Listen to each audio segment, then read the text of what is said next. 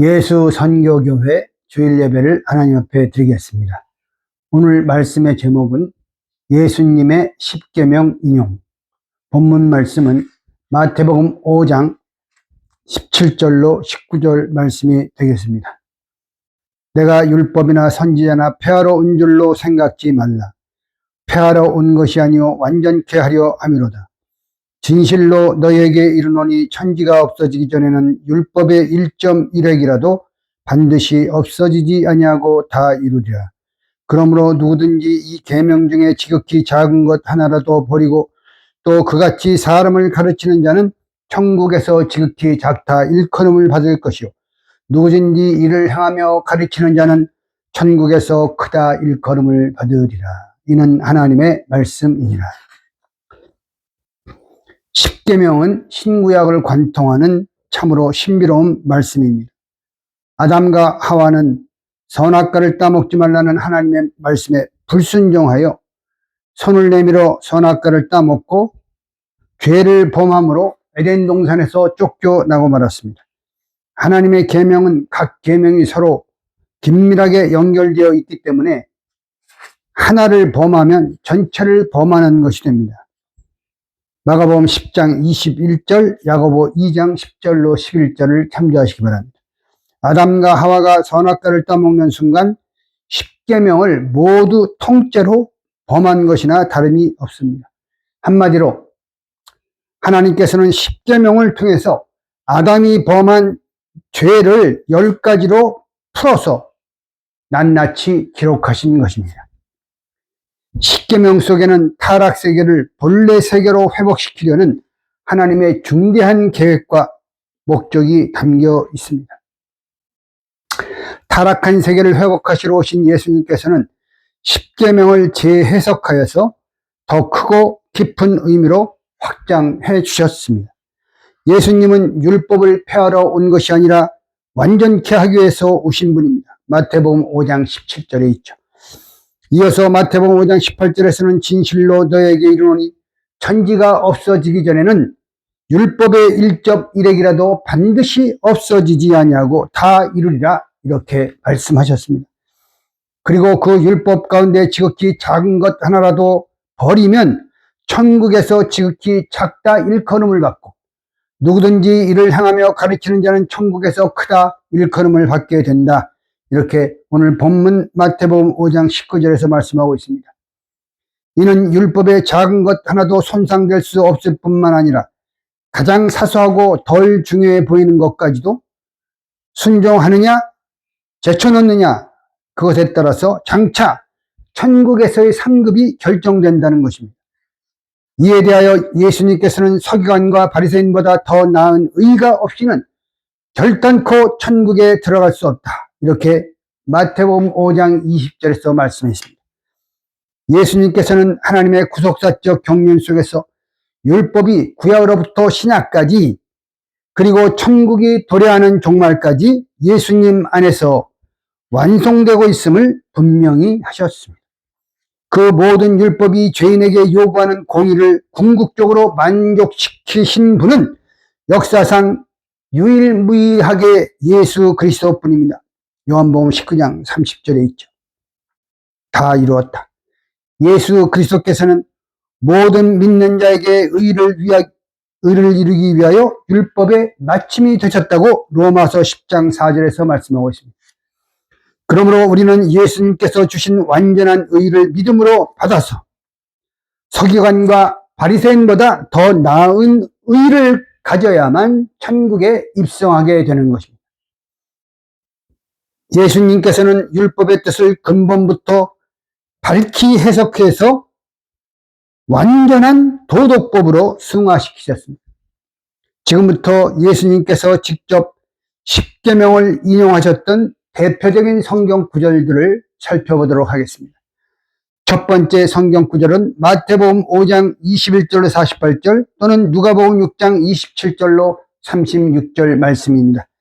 십계명의 진정한 의미와 구속사적 해석을 위한 열쇠 가운데 하나는 예수님께서 남기신 산상수훈입니다. 예수님께서는 산상수훈을 통해서 살인하지 말라라는 6계명과 간음하지 말라라는 7계명을 재해석해 주셨습니다. 살인하면 심판을 받게 된다고 옛사람에게 한 말을 너희가 들었으나 형제에게 노하는 자마다 심판을 받게 되고 형제를 대하여 라가라 하는 자는, 라가는 히브리인의 욕설이죠. 라가라 하는 자는 공회에 잡히게 되고 너는 미련한 놈이다 이렇게 해도 그러한 자는 지옥불에 들어가게 되리라. 이렇게 마태복음 5장 21절로 22절에서 말씀하고 있습니다. 또한 여자를 보고 음욕을 품는 자마다 이미 마음에 간음한 것이라고 마태복음 5장 28절에서 가르쳐 주셨습니다. 그리고 내 이웃을 사랑하라는 레위기 19장 18절 이 10계명의 대강령을 너희 원수를 사랑하며 너희를 핍박하는 자를 위하여 기도하라.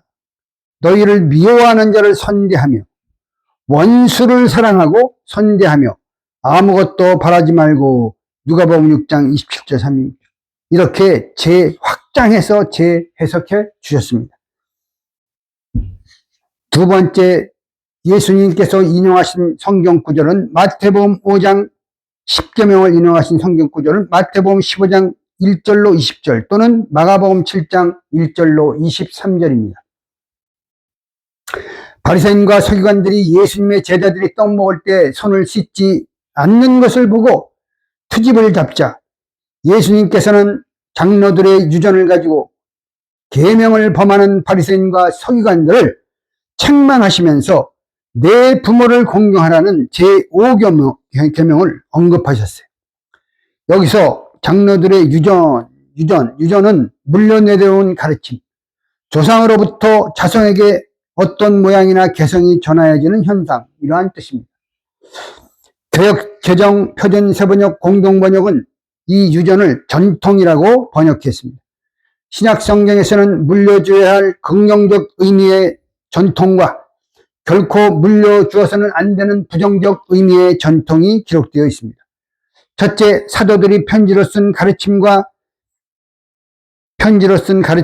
교훈 또는 복음을 가리키는 복스러운 유전이 있습니다.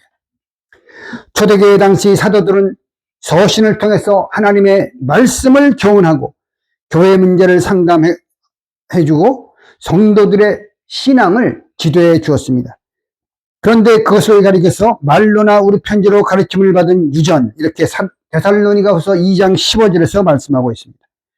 사도 바울은 우리에게 받은 유전대로 행하지 아니하는 모든 형제에게서 떠나라, 이렇게 데살로니가후서 3장 6절에서 말씀했습니다. 둘째, 유대 장로, 그 당시 지도자들이죠. 종교 지도자들이 하나님으로부터 받은 율법을 상황에 따라 해석하여 전해준 이 인간의 악한 구전율법이 있습니다. 입으로 전해지는 율법이죠. 오랄로. 신약 성경에는 장로들의 유전, 내 조상의 유전, 사람의 유전이라고 기록하고 있어요.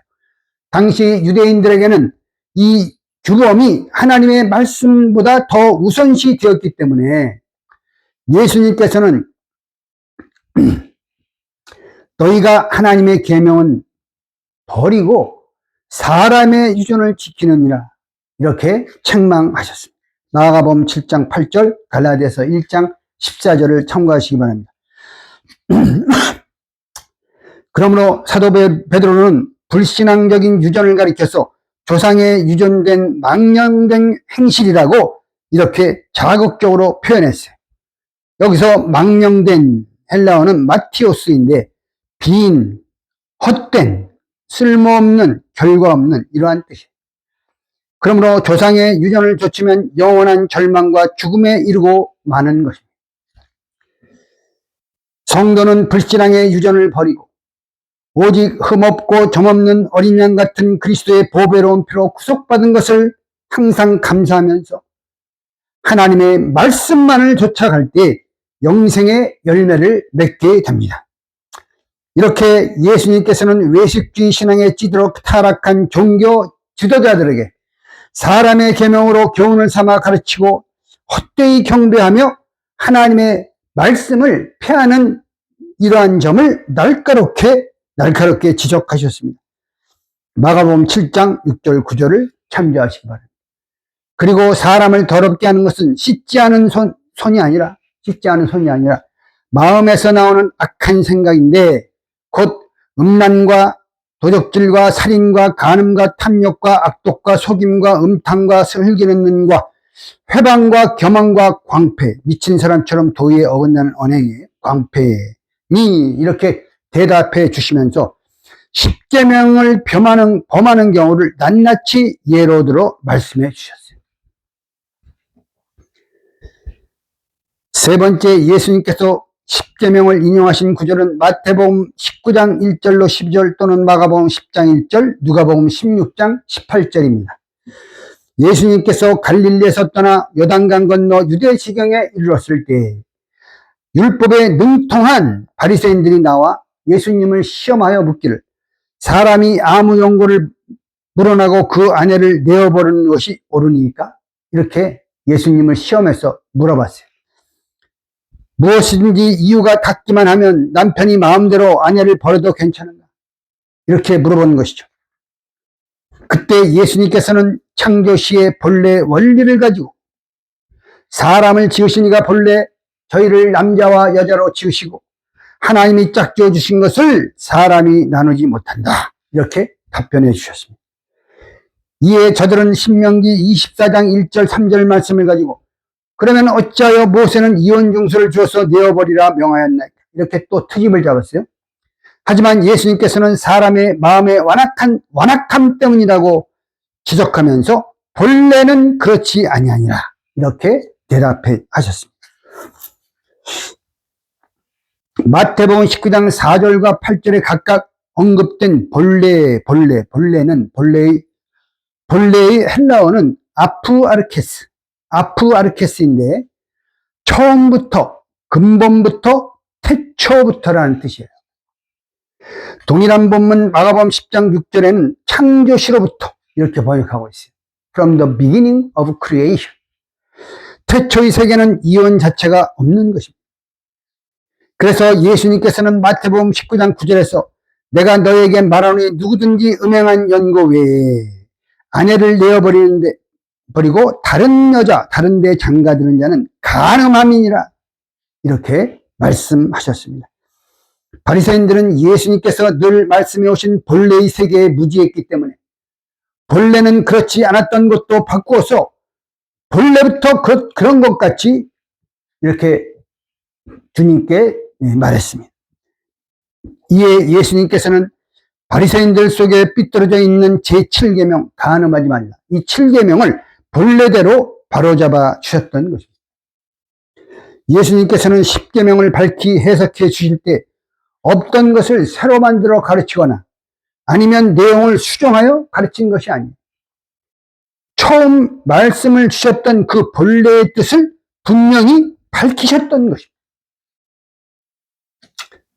예수님 하나님입니까? 10계명을 만드신 분입니다. 네 번째로 예수님이 10계명을 인용한 성경 구절은 마태복음 19장 16절로 30절 또는 마가복음 10장 17절로 31절, 누가복음 18장 18절로 30절 말씀이 되겠습니다. 부자 청년이 예수님 앞에 끌어앉아 내가 무엇을 하여야 영생을 얻으리까? 이렇게 물었을 때 예수님께서는 네가 생명에 가려면 계명들을 지키라. 계명들을 지키라. 말씀하셨어요. 이에 부자 청년이 어느 계명이오니까? 이렇게 되묻자 예수님께서 10계명으로 답변해 주셨습니다. 예수님께서는 제1부터 제4계명, 이 하나님에 대한 대신계명이죠. 이 대신계명은 언급하지도 않고 5계명부터 10계명 대인계명만을 가지고 살인하지 말라, 간음하지 말라, 도둑질하지 말라, 거짓 증거하지 말라, 내 부모를 공경하라, 내 이웃을 내 몸과 같이 사랑하라. 이렇게 6가지 대인계명만을 말씀하셨어요. 그 부자 청년에게. 부자 청년은 선생님이여 이것은 내가 어려서부터 다 지켰습니다. 아직도 무엇이 부족한 나이까? 이렇게 자부했어요. 이때 예수님께서는 너에게 오히려 한 가지 부족한 것이 있다. 가서 너의 있는 것을 다 팔아서 가난한 자들 주라. 그리하면 하늘에서 보화가 너에게 있으리라. 그 다음에 와서 나를 조치라. 이렇게 다시 답변해 주셨습니다. 그러나 청년은 이 말씀을 듣고 재물이 많았던 거로 슬픈 기색을 띠고 심히 근심하여 예수님을 떠나갔다고 마태복음 19장 22절에서 말씀하고 있어요. 그 청년이 돌아간 뒤 예수님께서는 제자들에게 재물이 있는 자가 하나님 나라에 들어가기가 심히 어려우며 차라리 낙타가 바늘기로 들어가는 것이 부자가 하나님 나라에 들어가는 것보다 더 쉽다. 이렇게 비유로 경계하셨습니다. 부자 청년은 십계명을 어려서부터 다 지켰다고 자부했지만 예수님께서는 그에게 오히려 한 가지 부족한 것이 너에게 있다. 이렇게 지적하신 대로 그 부자 청년은 대인계명의 핵심인 이웃사랑에 실패한 자인 것입니다. 그래서 사람의 중심을 다 보시잖아요, 예수님은. 응? 깨뜨려 보시는 거예요. 다 보시는 예수님께서는 부자 청년에게 대신계명, 응? 하나님에 대한 계명 자체에 대해서는 언급도 하지 않으셨던 것입니다. 왜냐? 하나님을 마음을 다하고 뜻을 다하고 목숨을 다하고 자기 생명을 다 해서 사랑하면 자기 이웃을 사랑하게 돼 있어요. 연결되어 있기 때문에. 다섯 번째로 예수님께서 십계명을 인용한 성경 구절은 마태복음 22장 34절로 40절 또는 마가복음 12장 28절로 34절 동일한 내용이죠. 예수님께서는 율법 중 가장 큰 계명은 무엇인가를 묻는 한 율법사의 질문에 십계명을 두 가지의 큰 줄기로 답해 주셨습니다. 크고 첫째 되는 계명으로 내 마음을 다하고 목숨을 다하고 뜻을 다하여 주 너희 하나님을 사랑하라. 둘째 되는 계명으로 내 이웃을 내 몸과 같이 사랑하라. 이렇게 말씀하셨어요. 그리고 이 두 계명이 온 율법과 선지자의 강령이라 이렇게 선포하셨습니다. 여섯 번째로 예수님께서 십계명을 인용하신 성경 구절은 누가복음 10장 25절로 37절 말씀입니다. 예수님께서는 부자 청년과 똑같은 영생에 관한 질문을 던진 한 율법사에게 율법에 무엇이라 기록되었으며 네가 어떻게 읽느냐 이렇게 그 율법사에게 되물었어요. 그때 그가 너의 마음을 다하며 목숨을 다하며 힘을 다하며 뜻을 다하여 주 너희 하나님을 사랑하라 하고 사랑하고 또한 내 이웃을 내 몸과 같이 사랑하라 하였나이다. 이렇게 누가복음 10장 27절에서 대답하자 예수님께서는 내 대답이 옳도다. 이를 행하라. 그러면 살리라. 이렇게 대답해 주셨습니다. 그리고 그러면 내 이웃이 누구니까? 이렇게 또 까다롭게 되묻는 그에게 자비를 베푼 사마리아인의 비유를 베풀어서 참된 이웃에 대하여 감동적으로 대답해 주셨습니다. 마지막 일곱 번째로 예수님께서 십계명을 인용한 성경 구절은 누가복음 12장 13절로 21절 말씀입니다. 예수님께서는 재산 상속을 탐하는 한 사람에게 제 10계명으로 답변해 주셨습니다. 누가복음 12장 15절에서 삼가 모든 탐심을 물리치라. 사람의 생명이 그 소유에 넉넉한데 있지 아니하니라. 이렇게 말씀해 주셨어요. 또한 그 뒤를 이어서 어리석은 부자의 비유를 통해서 탐심의 실상과 그 허무한 결과를 명백하게 가르쳐 주셨습니다. 말씀이 육신이 되어 이 땅에 오신 예수님께서 십계명을 자주 언급하신 일은 매우 의미심장한 일입니다. 그것은 신약성경에 가장 많이 인용된 구약성경이 십계명을 중심으로 기록된 신명기라는 사실에서도 입증되고 있습니다. 예수님이 인용하신 성경 구절이 신명기에서 80회 이상 인용하신 거예요. 그러므로 예수 그리스도께서 재해석하신 십계명을 통해서 그 구속사적 교훈을 살펴볼 때 십계명을 가장 깊고 가장 완전하며 가장 정확하게 깨닫게 될 줄 믿습니다. 히브리서 1장 1절로 2절에 이러한 말씀이 있습니다. 옛적의 선지자들로 여러 부분과 여러 모양으로 우리 조상들에게 말씀하신 하나님이 이 모든 날 마지막에 말세죠. 마지막에 예수님이 오신 그때부터 말세예요. 말세. 마지막에 아들로 우리에게 말씀하셨으니 이 아들은 만민의 후사로 세우시고 또 저로 말미암아 모든 세계를 지으셨느니라. 이렇게 말씀하고 있어요. 성경은 태초의 말씀이 육신이 되어 이 땅에 오신 예수 그리스도를 통하여 우리에게 십계명의 본질을 정확하게 말씀해주고 있는 것입니다. 오랜 세월 인간에 의해 왜곡되고 변질되어 버렸죠. 십계명. 예수님 믿었으니까 이제 십계명 필요 없다. 뭐 이런 식으로 생각하면 큰일 난다는 거죠. 응? 응? 오랜 세월 인간에 의해 왜곡되고 변질되어 버린 십계명은 예수 그리스도의 십계명 해석을 통해 그 본래의 뜻이 되살아나게 되고 살아계신 하나님의 말씀, 십계명은 살아계신 하나님의 말씀으로 더욱 강화되고 분명해졌습니다. 실로 십계명은 예수 그리스도로 말미암아 만대까지 영원한 언약임이 완벽하게 입증된 것입니다. 할렐루야. 기도드리겠습니다. 사랑의 아버지 하나님, 십계명 속에 타락 세계를 본래 세계로 회복시키려는 하나님의 중대한 구속 계획과 목적이 담겨 있음을 깨닫게 해주시고 타락한 세계를 회복하러 오신 예수님께서 십계명을 재해석하여 더 크고 깊은 의미를 오늘 배우게 해주심을 진심으로 감사드리옵나이다. 오랜 세월 인간들에 의해서 왜곡되고 변질되어 버리고 십계명을 정말 신학교에서 십계명을 아버지 중요시하지 않던 이러한 때에 예수 그리스도의 십계명 재해석을 통하여 그 본래의 뜻이 되살아나게 해주시고 십계명이 성도들이 기쁘고 즐거운 마음, 하나님을 뜨겁게 사랑하는 마음, 그리고 예수 그리스도를 믿는 믿음 안에서 은혜로 지켜야 할 살아계신 하나님의 말씀임을 분명하게 깨닫게 해주심을 진심으로 감사드리옵나이다. 천지는 없어지겠으나 율법의 1.1핵이라도 없어지지 아니하고 다 이루리라 하신 그 말씀을 저희들이 잊지 않고 마음속 깊이 새겨서 계명을 하나님을 사랑하는 마음으로 지키는 복된 성도들이 되게 해 주시옵소서.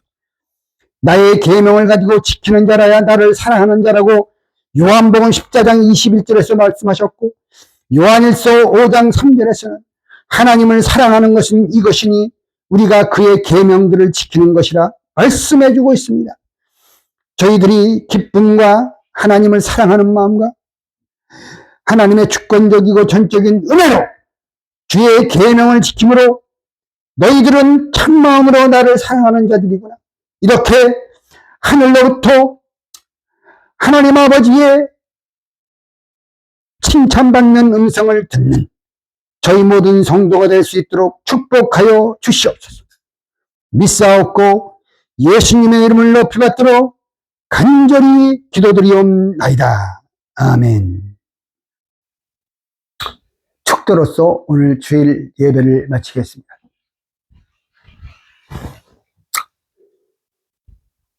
(2025년도) 한 해를 잘 마무리하게 해주시고 2026년이라는 새로운 한 해를 저희들에게 선물로 허락해 주신 아버지 하나님, 새초부터 새말까지 하나님의 눈동자가 저희 성도들 위에 머물러 있게 해주시고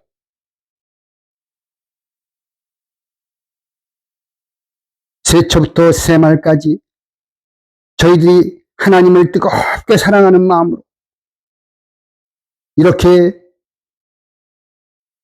십계명을 뒤로 젖히고 예수만 믿으면 된다, 이러한 헛된 믿음을 가지고 살아온 모든 것을 이제 다 아버지 하나님이여 참으로 저희들 머릿속에서 지워버리고 십계명은 하나님의 영원부터 영원까지 만대까지 이르는 영원한 언약의 말씀임을 깊이 이렇게 깨닫게 해 주시는 우리 우주 예수 그리스도의 한없는 은혜와 우리 아버지 하나님의 만극하신 사랑하심과 성령님의 내주 교통 인도하심이 이 자리에 머리 숙이신 사랑하는 모든 성도들 머리 위에와 예수 선교교회 성도들 머리 위에, 그들의 가정들과 직장과 사업체 위에, 또한 사랑하는 모든 말씀의 교회들과 성도들 위에 이제로부터